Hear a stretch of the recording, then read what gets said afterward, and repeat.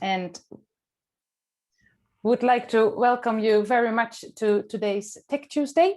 My name is Anna Broders. I work as a community and employer branding manager at the Science Park, and I really like to gather people with sharp and brilliant minds to share their knowledge. So very happy to have Anders with us today. Tech Tuesday is a collaboration between Sectra, SIG, Ericsson, Nira Dynamics and Combitech in Linköping Science Park. And it is an event to share knowledge and to talk about the latest techniques. We invite some different organizations and companies outside of these five as well. So today we are very happy to have Visual Sweden with us and Anders Ynnerman from Linköping University talking about analog humans and digital twins. So Anders, I leave the floor to you. Well, great. Thank you very much, Anna, for the invitation to come and virtually give a presentation and talk about one of my favorite topics, which is, of course, how we are facing the challenge of putting humans in the loop together with the increasingly sophisticated intelligent systems that are being developed in the wake of the revolution of machine learning and artificial intelligence. So I put together a few slides and I'll talk you through them, and please feel free to post questions in the chat as well. We'll take them as we go along or collect them towards the end. So the starting point for my presentation is really the revolution that we're seeing in terms of the machine learning and the artificial intelligence, and in particular the deep neural networks that we're seeing. But it's also in conjunction with things like the collection, the availability of big data. And of course, that's the fuel that's driving this whole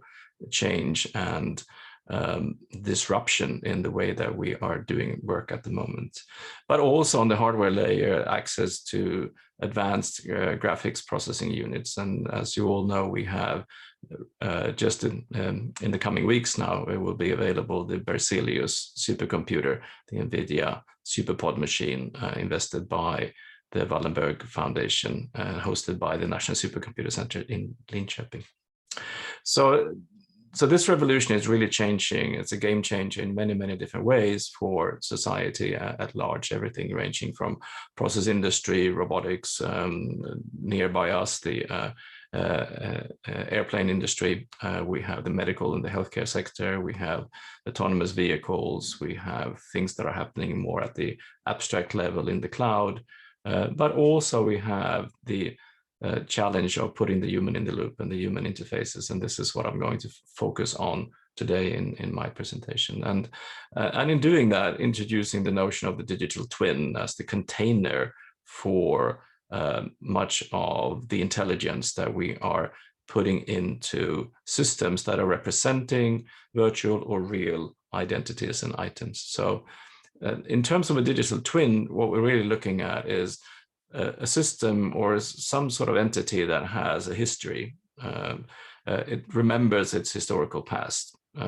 It is aware of the current situation, situational awareness, but it also has the ability to simulate the future. And this is really the vision behind the digital twin, is to be able to contain all of these aspects within the same concept. So it knows, it thinks, and it also interacts. Now, if we're looking at this digital twin in terms of an ecosystem, it's a very nice container concept for many different technologies.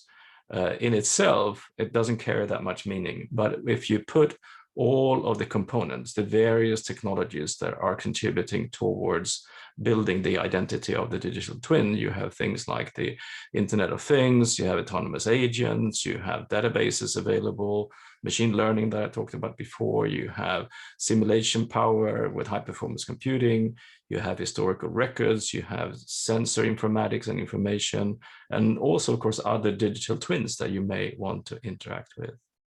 But in itself, in its isolation, the digital twin stands pretty bleak. It's only when you put it in the context and when it starts interacting with the human when it becomes really interesting. Now, and if we look at in particular the the notion of human decisions, because this is really what the digital twin is enabling, is for us humans to take well-informed decisions based on the representation that's being presented to us. If we analyze the notion of the human decision-making to some extent, we can divide it into, in principle, two different layers. If we, in a very simplistic way of looking at the human brain, we have the part of the human brain that works with the sort of the decisions that are happening at the very short time scale, driven by sensory input, sort of reactions to what we see, what we hear, and that usually happens at, you know, the time scale of milliseconds to seconds, when you're sitting driving a car, you disconnect the cognitive layer, the higher functions in the brain, and the lower part of the brain is actually driving the car for you to some extent if you're an experienced driver.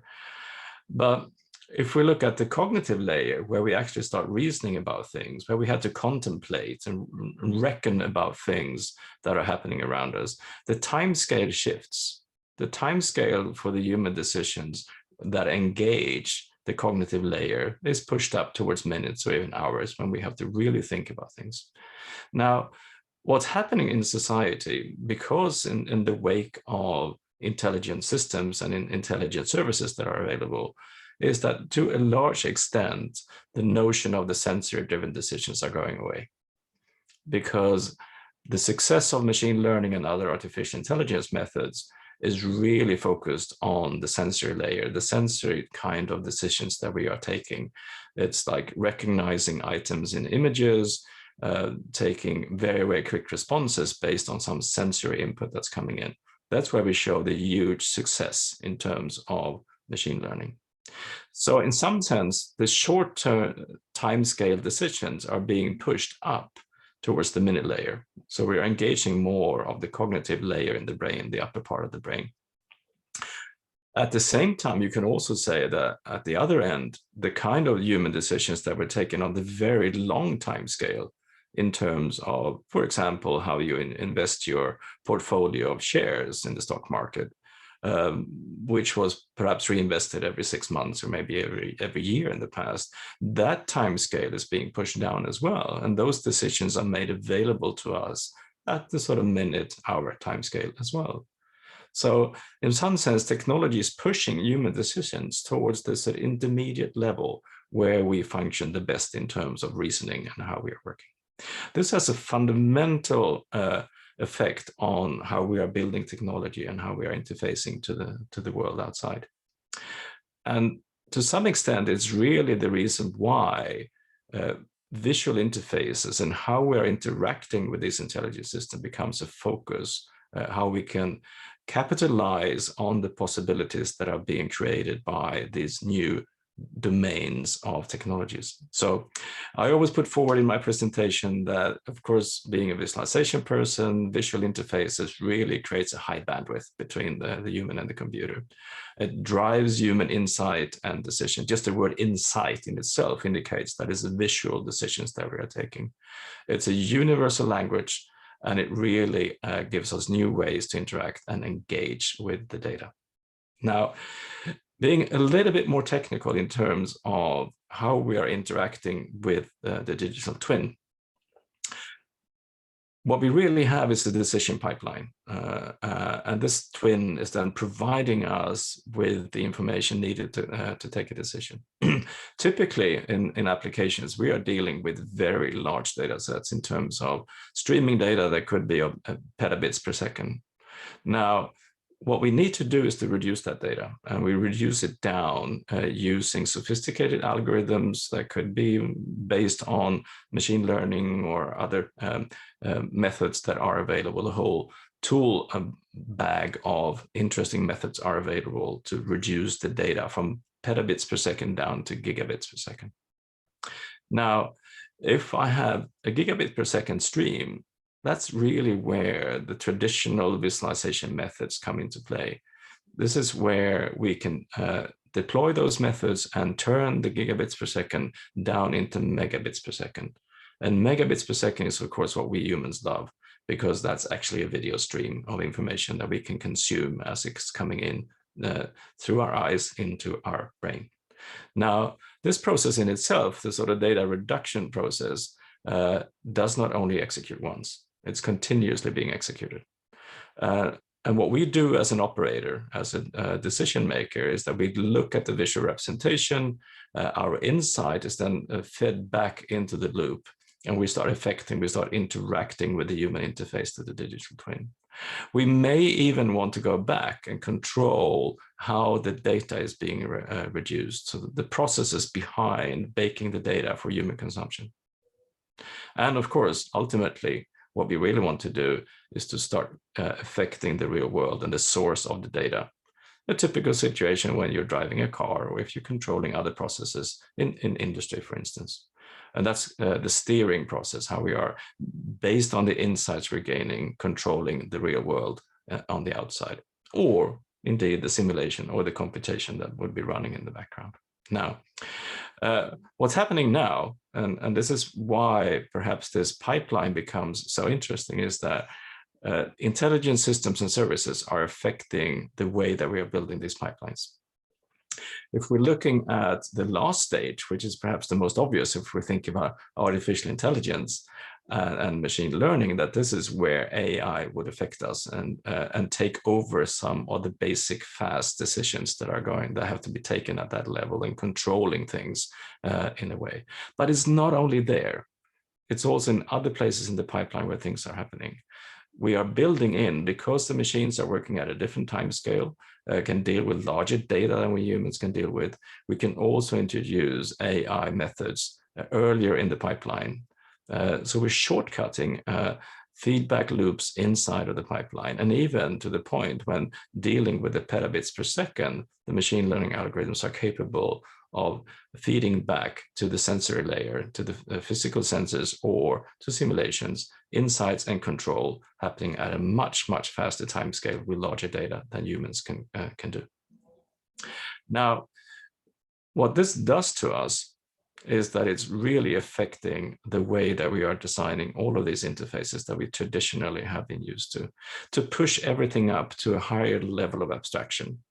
And this is the kind of research that we are focusing to a large extent within Visual Sweden and within the Norrköping Visualization Center, the Division for Media and Information Technology, lots of acronyms here today. This is where we are really focusing much of the efforts right now, is how do we go about and generate and create these interfaces that are tailored towards the new data streams, the higher level of abstractions, and then enable us to put the human in the loop in the most effective way. Now, this is in itself a huge challenge. And of course, the applications that we are seeing could on the surface look like the traditional applications that we had for visualization, but it's really a whole new ballgame in terms of how you're feeding back the information, what kind of insight you're gaining, and what visual representation you need to use. Now, just to look a little bit and give you a feeling for the problems that we're dealing with, let's take a step back and look at AI in itself. And I know that perhaps most of you online today and people watching this are very familiar with the concepts of AI and in particular machine learning. But to frame what I'm going to say, I need to go back and look at some of the foundations of machine learning. And it's really quite simple. In the past, we've had the capability of producing programs and the logic behind the program and applying that to data inside of a computer, and out comes the results. The changing things, and this is really what changes the way that we need to interact with the systems, is that we throw everything the other way around. Now, instead, what we're doing now is that we know what the data is and we know what the results are, and we feed that into the computer, and out comes the logic, the program. So we're sort of reversing this. And then this goes back to ages ago when Arthur Samuel stated the first views on and visions about this. Now, to make this happen, the early systems were really based on biological neural models, very simplified from a biological perspective. And but it really was the foundation for the notion of the perceptron, and the perceptron that really takes input signals, applying weights to those signals and do summarization, and then you get an activation function out of that. Now, if you understood that, it's very simple to say, let's put many of these together, because that's what happens in the human brain. So then you have a neural network with a large number of neurons, a large number of weights, and outcomes, some sort of weighted sum of results or an activation in the network. And a few years ago, people also realized that if you add more and more layers to this, then you can get even better results out of this. So that's why you have the deep neural networks with multiple layers that are connected in several different ways. Now, this we need to have in our heads when we look at things like, what is the success and what are the failures, and where do we need the human in the loop in terms of machine learning? Now, many of you have seen these examples, and they're being spread out there, even in cartoons these days. You can find, for children, you can find people playing around with the notion of machine learning systems failing because they can't tell the difference between cats and dogs and pigs. But this is really an example of what I'm trying to put across today, is this notion of the success of the machine learning algorithm to identify what is happening inside of a picture, and seemingly in an extremely intelligent way stating that this is a woman throwing a frisbee in a park. Similarly saying a group of people are sitting on a boat in the water, and we perceive this as a reasoning level of intelligence, but in fact it's not. Because if we do show pictures like this one, we will see one of these miserable failures of the two giraffes standing in the forest being identified as a large white bird. And this symbolizes, the notion, the difference between what I talked about in the beginning about the sensory-driven decisions and the cognitive reasoning-driven decisions. And this is why we need to put the human in the loop. Now, further to exemplify this, if we look at things like, how do we look at the accuracy of a prediction that comes out of a neural network?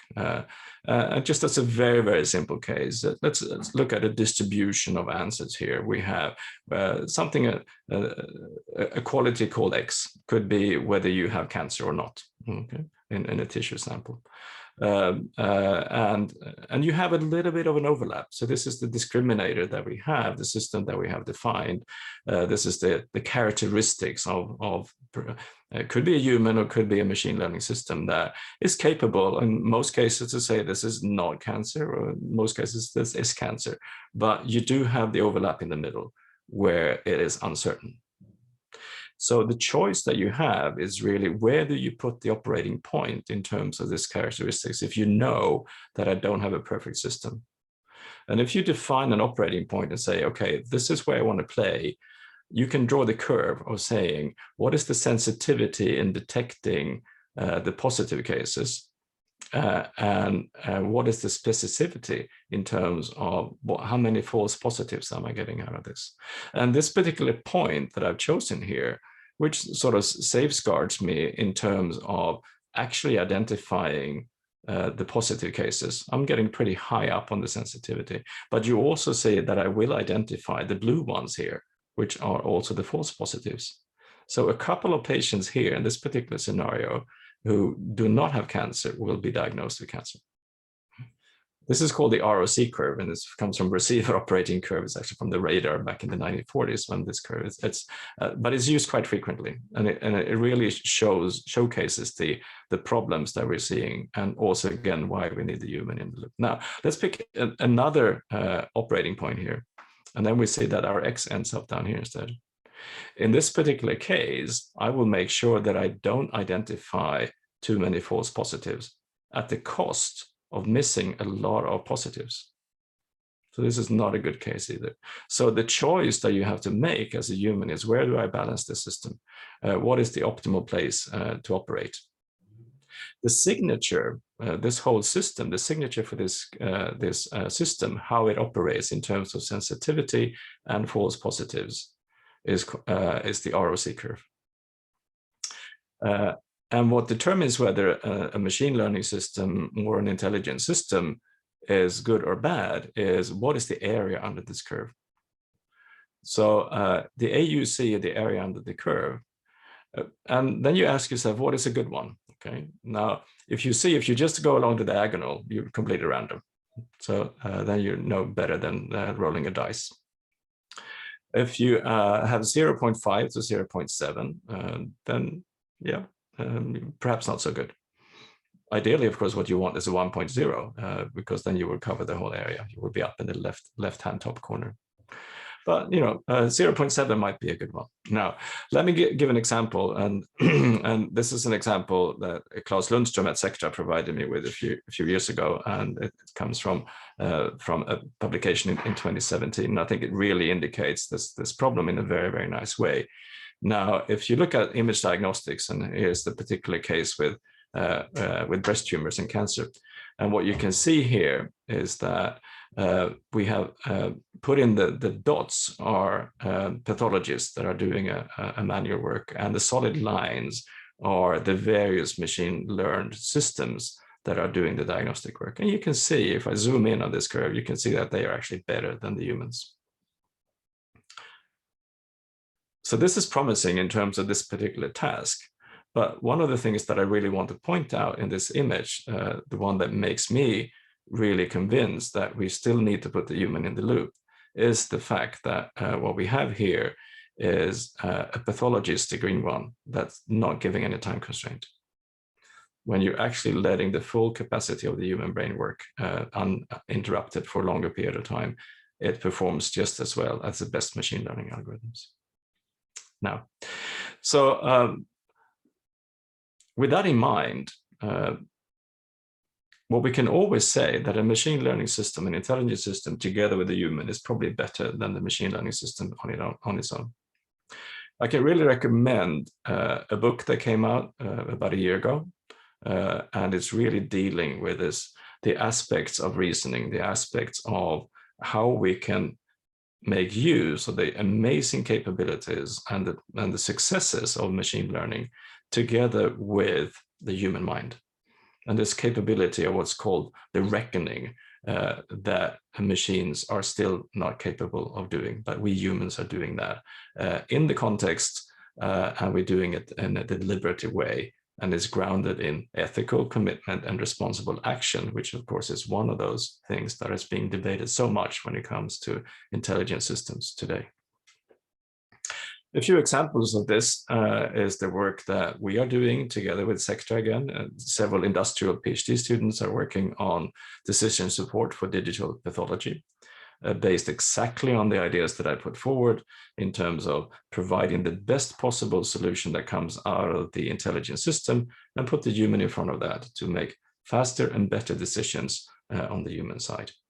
Another project that we're working with is the future air traffic control with Luftfartsverket in Norrköping, where we are looking at how do you actually decrease the cognitive load on an air traffic controller using intelligent system without losing the control, without losing the context for the controller. Other interesting examples are coming from places like the urban environments, where we are looking at sensor informatics and providing all of that information that you could need for decision support, and doing that in an interactive way. And what kind of interaction devices would you need and representations do you need to make sense out of that information and the intelligence that comes out of the systems?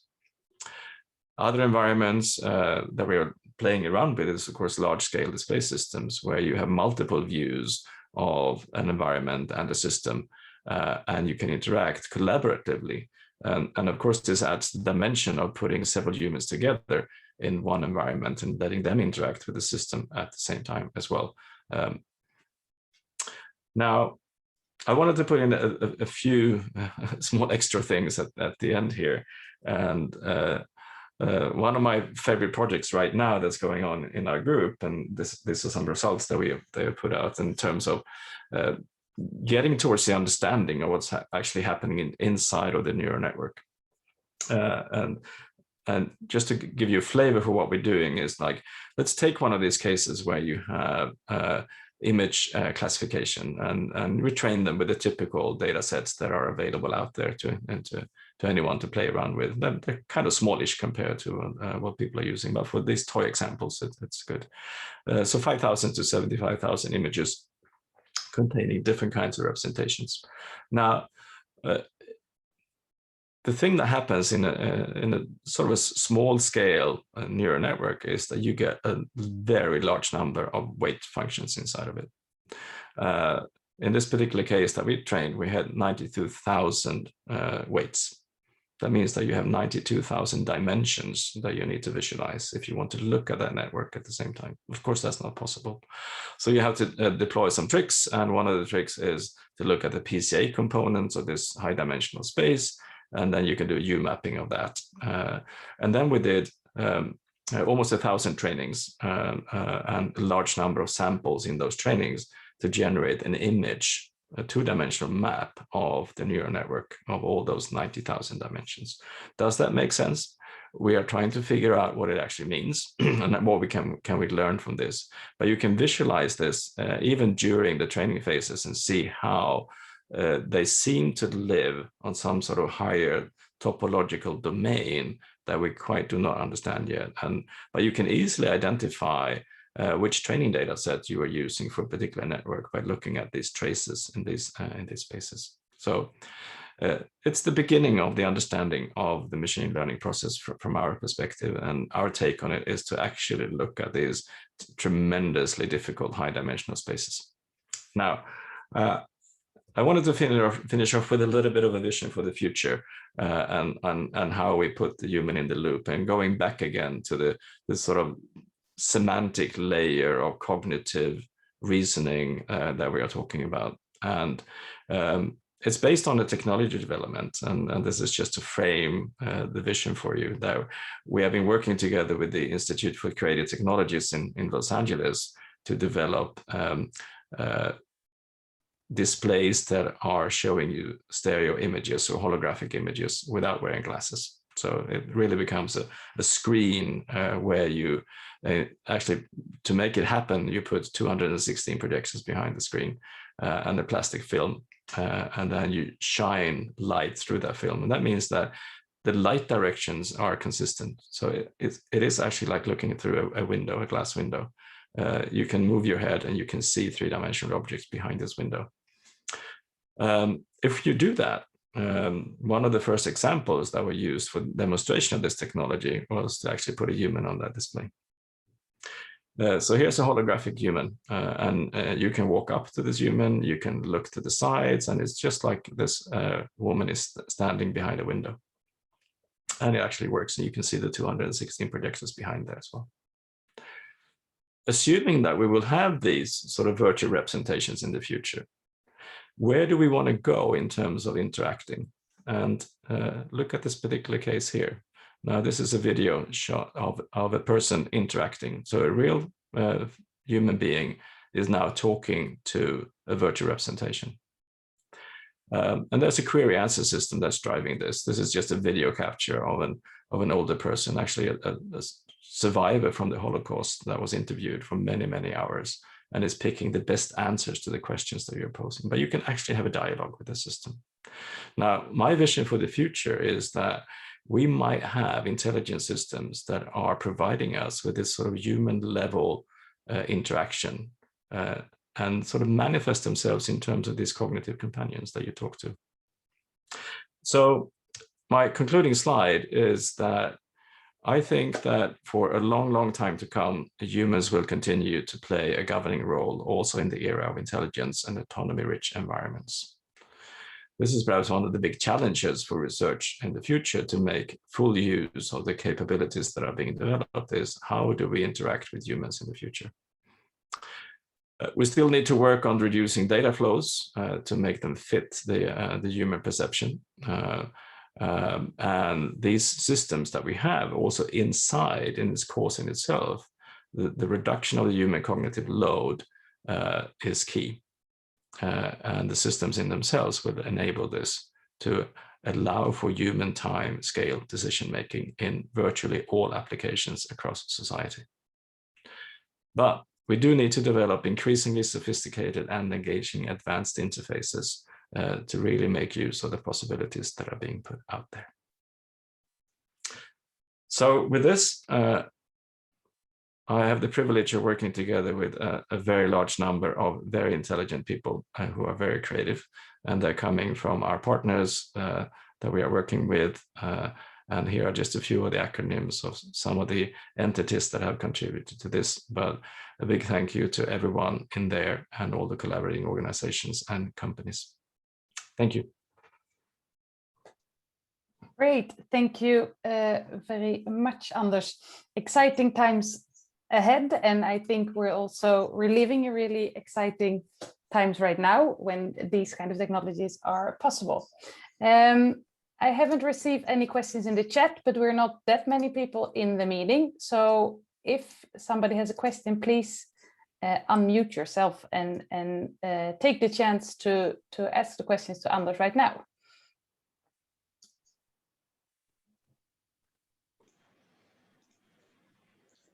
Hi, Anders. I was thinking a little bit about the scale of the model. It's interesting to see how it comes from small models to larger models, and even up to, it's very tempting to have a model of the society to predict pandemics and economy. And suddenly you run into financials, shares, making money out of it, and feedback loop is very important there, but it also comes down to, it's very difficult to, if you look at share market, it's obviously very difficult to predict. And most of the reasons for that is that you don't have sensors enough to predict all the society. And one thought was that you need more sensors to predict everything, even in a smaller scale model. And sometimes you might not have the right sensors. Are there any thoughts about that? Absolutely, but I think that this is where we are seeing some amazing results coming out in terms of actually filling the gaps, and perhaps that's one of the most efficient uses of intelligent systems and machine learning, is that you can provide very, very sparse information, and the system can actually fill in by training typical examples. I mean, there are hyper-resolution rendering algorithms from NVIDIA is being produced. Our research has shown that you can recreate high dynamic range photography from low dynamic range just by training a system that fill in those details. So it's surprising how much you can actually generate and fill in gaps. I think that's one of the main uses here. But of course, in terms of sensing the whole society, yes, I think this is something where we will be generating so much data that we can't deal with that. But also, if you deal with that abstraction layers, the abstraction in itself helps you in terms of making those predictions. But as always, the predictions are never better than what's contained in the data in itself. So, but there's much more hidden in the data than we think. Yes, thank you.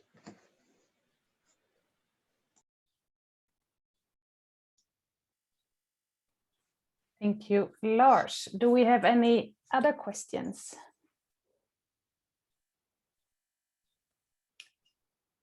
Otherwise, I will end the recording of the meeting now.